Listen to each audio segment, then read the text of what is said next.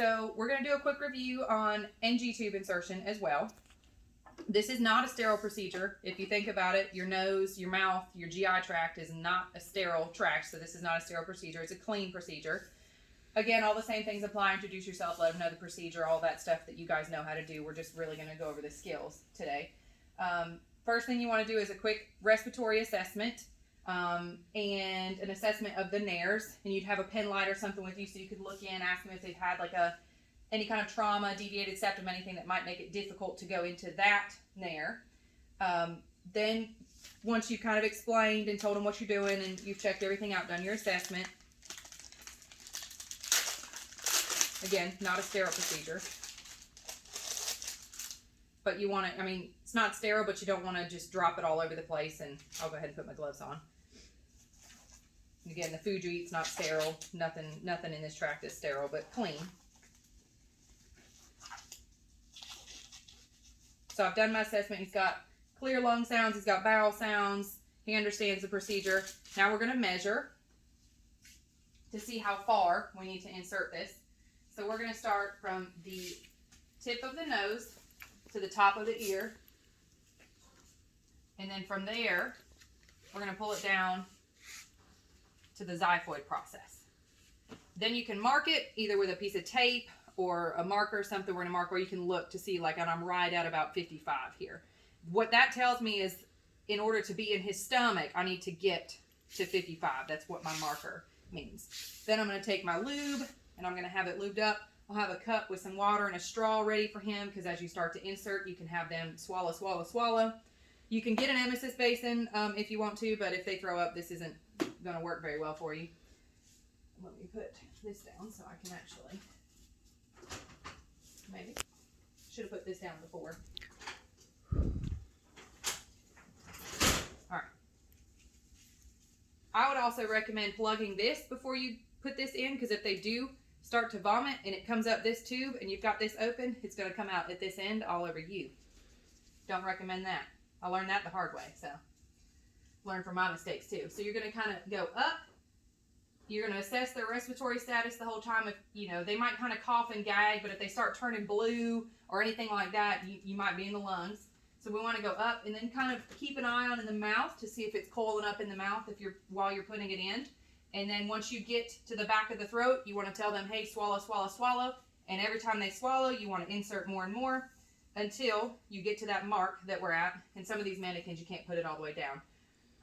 Once we get to that mark, what we want to do is verify placement. This is a very big deal because if we're in the lungs, we certainly don't want to give them any tube feeding or anything like that. The way that we can verify placement, the most accurate way is by chest x-ray. And typically the first time you put it in, they will do a chest x-ray. However, if it stays in, they're not going to do a chest x-ray every day. So you can do an air bolus where you would take your plunger and it'd take about 20 cc's of air. And you would have another nurse, or you could do it yourself, on the other side listening in that right upper quadrant for an air bolus. So as you're listening with your stethoscope, you would push this and you would hear a swoosh. That tells you that you're in the right place. You can pull back gastric contents. You can test the pH if you want to, but some facilities, if you're able to get gastric contents, that's a pretty good indicator that you are where you're supposed to be because there's not gastric contents in the lungs. Always give the gastric contents back because you're not just pulling out, whatever they had for lunch. You've got acid, you've got all kinds of stuff in there that you want to give back to maintain that pH of the stomach. Once you have verified that you are in place, we can secure this. We'll have a piece of tape that you can tape it around their nose to secure that in place. You can also pin it to their, give a little slack just like the Foley, and you can also pin it to their shirt. Then we leave this up here. So let's say further than that, I looked at your ATI results too, and you guys were weak in the area of administering feedings with an NG tube. So let's go ahead and talk about that.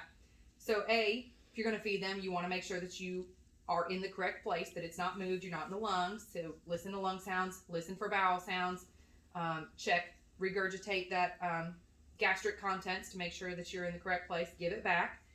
And then you're going to take about 20 cc's of water to put down this line. Just like an IV line, you don't want it to get clogged. with anything that's in there. So you want to flush after you pull back those gastric contents. Flush it to make sure that those gastric contents aren't just sitting in the line and going to clog it.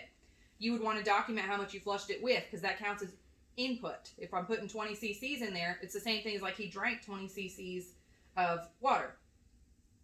You want them sitting up to eat, even with a tube, because at least head of the bed 30 degrees, at least aspiration. So we want them sitting up. And if they're getting a continuous feed and you have to lay them down for a bath or anything like that, you would stop the feed, lay them down, and then start the feed again once you've set them back up.